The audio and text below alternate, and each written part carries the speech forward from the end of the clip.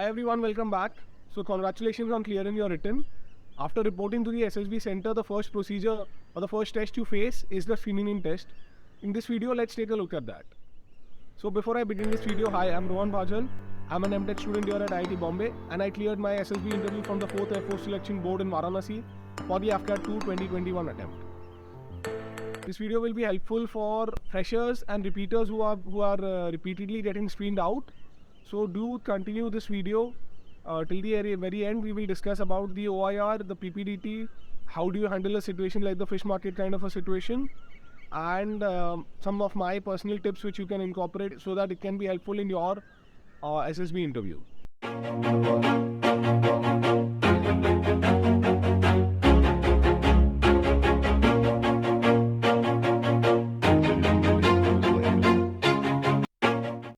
So I have cleared the screening procedure 10 times.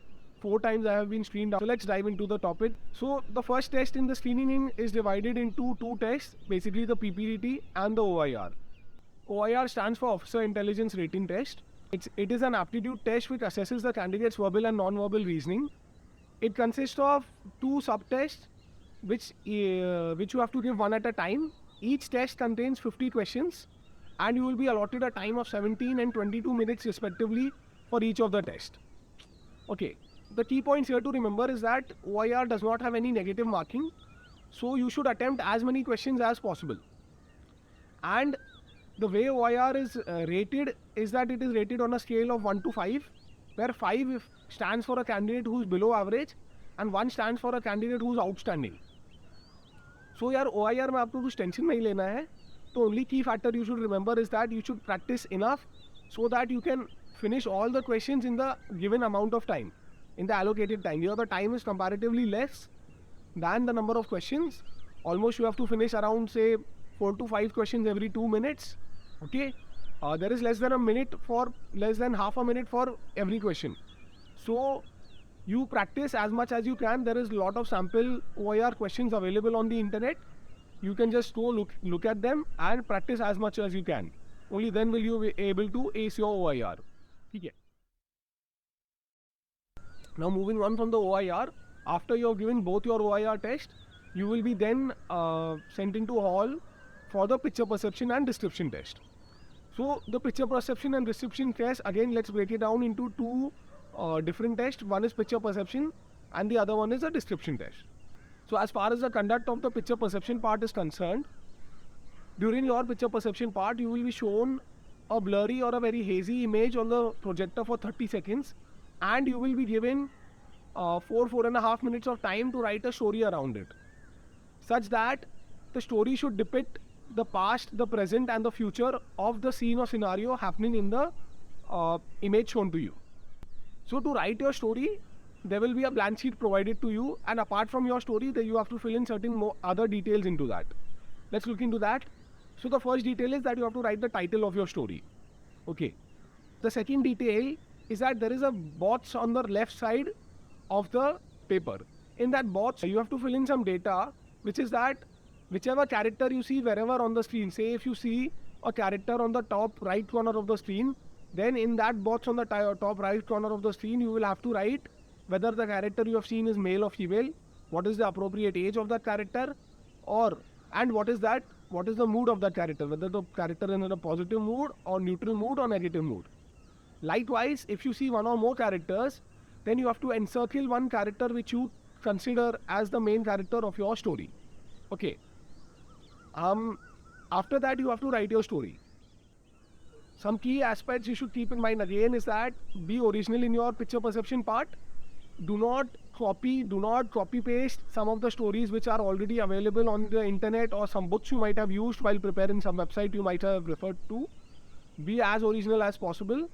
And in this section, I would advise you to check my video on the thematic A perception test, where I have very thoroughly described what are the common mistakes which candidates make in their TAT assessment. Mainly lack of originality, copying someone else's story, that is, or faking your behavior, or inserting too much negativity in your story. So do check that video out for a very thorough description. Right now I would say is that be original, write your original story, whatever it is. Okay.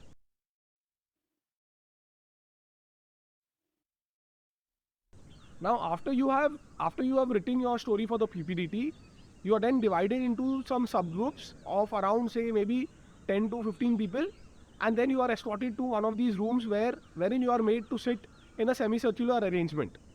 In front of you will be 3 assessors, 1 GTO, 1 interviewing officer and 1 psychologist. This is the discussion part of the PPDT. Okay, here you are expected to narrate your story first, individual story first, and then as a group you need to come to a consensus as to what would be the common story of the group. So in this PPDT, as I said earlier, a very hazy or very blurry image will be shown to you. So but obviously if it is a very blurry image, then different people will perceive the image differently. Different people will have different stories of their own, different imaginations. They may see, different number of characters. They may perceive the character to be male or female, any number of things. Okay. So the conduct of the discussion desk is such that starting from the first person, you will be given around 1 minute of time to narrate your story. And after the last person has finished narration, the group as a whole will start discussing and come to a common conclusion. Some key tips about narration is that whenever your turn comes on narration, have a very bold narration. Do not panic. Do not feel underconfident. At times it happens that you are the last person to narrate and you have listened to the entire group story. Maybe you have listened to the way they speak and you suddenly feel that you are not up to the mark. Maybe your story is not up to the mark. So those factors may play in, but do not panic at the time. You have written a very good story. You are up to the mark. Make a very bold narration such that everybody in the room can listen to it very clearly. Bold narration does not mean that you shout. It means that everybody who is present can listen to it clearly. Try to be as fluent as possible in your narration. And secondly, one more thing I want to tell you is that during the narration, I would advise you to maintain an air of formality. Generally, candidates start by saying that friends. They use the word friends. My title of the story is so and so, and this happened. I would advise you to use the word gentlemen or ladies because you are going for a formal test. Behave that way. Secondly, in your story, generally people tend to just say that in my story, Sham is the main character of my story. He is an engineer, aisa. Uday is this, aisa, that sort of thing. So I would advise you to say Mr. Sham, Mr. Uday, Miss someone, Miss Payal, Miss Priya, something like that. So that is how I would generally begin my narration. I would say, gentlemen, the title of my story is this. Mr. Sham, aged so and so, is doing this. Miss Payal, aged so and so, is this. And this is how my story goes. So I would advise you to do something like that. Avoid using the word friends, and putting that Mr. or Miss in front of the name, it comes out better. Okay. If you are lacking narration, then I would also advise you that you start to prepare for it before the SSB. In front of a mirror, you can do that in front of a mirror, that you can start narrating any one page of anything. You can read the newspaper in front of you, in front of the mirror boldly, or you can just write down some few sentences about yourself, maybe 5-10 sentences, and then try to narrate. Try to not just read, but try to remember those sentences and say in front of the mirror, okay, or say in front of your friends. Only that is how you will get out of that sort of stage fear kind of a thing. Now, after you have done narration, let us look into the discussion part of it. So, in the discussion part, generally what happens is that जैसे ही last candidate का discussion narration खत्म होता है, वैसे ही everybody just pounces in the discussion, and generally we come across what we call as the fish market kind of a situation. Very rarely is the discussion smooth. Okay, so what should you be doing in the fish market kind of a situation?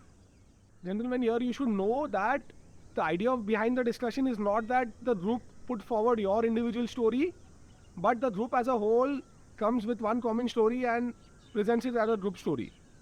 So many a times it will happen that whatever the individual story you made, the group will have a 180-degree opposite view to your story, and that is perfectly okay. During the narration part, do not try to showcase your story as the group story. At least do not fight for it. If someone else recommends the group that your story can be the group story, then it's okay, but you should not push forward for it. So also generally are in the group, whenever the discussion, as soon as the discussion starts, everybody wants to jump in, nobody wants to be left behind. That is a very natural feeling, and that leads to something called as a fish market kind of a situation. Here are some tips which you can incorporate so that you can navigate through that fish market kind of a situation. Before that, you should know, again I repeat myself, that during the discussion stage, forget your individual story, and as a group, try to build a consensus. Think of it that if the group can build a consensus, then you will get streamed in. Try to add to the group rather than impose your personal story to the group. Okay. Now that being said, how can you, deal with the fish market situation like I was saying? So what will happen is that generally the discussion would start with how many number of characters are there in the image. Say for example, someone has seen 4 characters, someone has seen 3 characters, someone might see 6 characters. So everybody will try to say, gentlemen, I have seen 6 characters, gentlemen, I have seen 5 characters, gentlemen, I have seen 2 characters, right? So in this situation, so during the narration stage, it is essential that you listen to everybody's individual stories so that you have a broad idea of what the majority of the people are saying in their stories. Okay. If you have done that in the narration stage, then you will have a broad idea of, say, maximum number of people are agreeing to, say, 4 candidates. Some are saying 6, some are saying 2, but say maximum number of candidates have agreed that there are 4 characters in the story. Okay. So during the discussion part, when everybody is trying to put their individual thing, you can pitch in and you can say, gentlemen, I think all of us would agree that there are 4 characters in the story. Okay.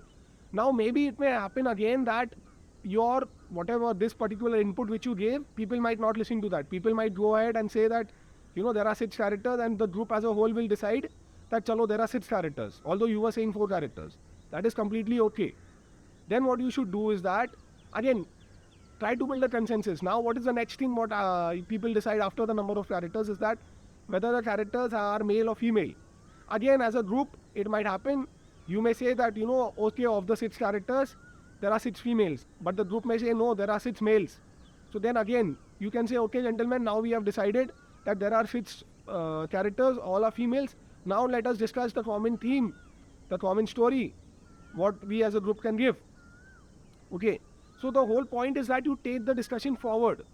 You give your input. If people don't listen to it, it's perfectly all right. But then after that, you take the discussion forward. You do not become sad. You do not, become shant suddenly in the discussion because people are not listening to you. The common story, then you can take the group one step forward. You take the group one step forward that, okay, let's discuss the common story, the common theme. So you can say that, gentlemen, I feel that 4 of us have a theme on so and so topic, so let us take that. Maybe again nobody listens to you, right? And they all decide that no, this is not the theme, this is the theme. So again, it's okay, perfectly fine. Then whatever theme is decided, you can add some points into that. So I think, that in this theme, aisa ho raha tha, then this person came from here and this person came from there, and all those things you can add. Okay. So the whole point I'm saying is, during the discussion part, in the fish market situation, you add to the discussion. You do not become sad, and you add to the discussion in every stage, right from number of characters to gender to selecting the theme and then contributing to that theme. Generally at the end of the discussion, if the discussion is smooth, the assessors will tell that you should nominate one person in the group to narrate the story of the group. It is perfectly okay if you are not elected to do that, because it does not really matter. Okay. Some other key things which you can implement is that, like I said, at times you will feel that nobody is listening to you. So during that time, you try to make eye contact with any one of the person and start talking with that person. Or even better, there would be a general area of discussion which is happening. In that semicircular area, there will be some of the seats where the major discussions are happening. So you just start looking in that direction and you start giving your inputs the way I said you to give. Okay. Basically, the whole idea is again that you contribute to the group. Okay. So do that, and you could sail through the discussion part as well. Okay. So this section is I'm putting a disclaimer that this could sound highly controversial, but this is my personal experience. Over the number of attempts, I had developed these broad themes. If I saw a certain kind of an image, this is the certain kind of a story I would write. In a broad sense, I would write that same story again and again. For example, whenever I saw a military themed image, right, wherein there were soldiers or guns, I would generally write this story that, Captain so-and-so was returning from a patrol duty, and then he received a call from his CO about suspected terrorist movement in this particular area. Then he went to that area, he cordoned off that area, he checked whatever available ammunition and equipment was there with him, and accordingly he called for reinforcements. He waited there for the terrorists, and when he encountered the terrorists, he and his team successfully killed them in the ambush. So whenever I got a military themed story, whenever I got a military themed image, I would generally write this kind of a story. Or for example, when I got a sports themed image wherein I could see a bunch of kids, bunch of youths playing some sports, so I would generally say that Mr. So and so was studying second year of this course, and due to his father's posting he had to change college. In his new college he found that the sports which he played in his old college was not played. He therefore asked the college authorities or convinced the college authorities to fund some basic infrastructure, and since there was no coach available, he himself motivated and coached the students along with his education, along with his studies. He coached them in that particular sport, and then they went on to win some intra-university events and all, and brought glory to the university. Or for that matter, whenever I got, say, a farmer-themed story, so I would write some story on that which I had developed over the number of attempts. See, this is not something that I am violating that lack of originality. These were my original concepts which I had developed over the number of attempts.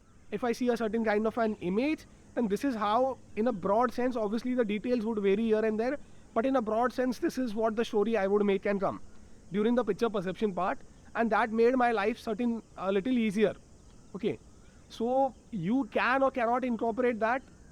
Again, this is not lack of originality, because these were my original stories which I had made in my head over the number of years. You will not find them anywhere on the internet or any book or something. Yeah, I mean, you can choose to do that. Just make sure that it is your original theme, and these themes you can prepare, 5-6 themes you can prepare, if that helps you. Also, यार ऐसा है कि many a times these particular themes which I had thought of, say a military theme story or a agricultural or a sports theme story, many a times that did not come. Some other blurry image was there, so obviously I improvised there and there, and I was obviously able to get screened in those attempts as well. So again, like I said, it's up to you. You may or may not incorporate them. Okay. So yeah, that being said, gentlemen, that brings us to the end of this video about the screening procedure. If you have any doubts, you leave them in the comment section. Let me know, I will answer them. Thank you very much for watching this video. Jai Hind, Vande Mataram. Have a nice day ahead. Thank you.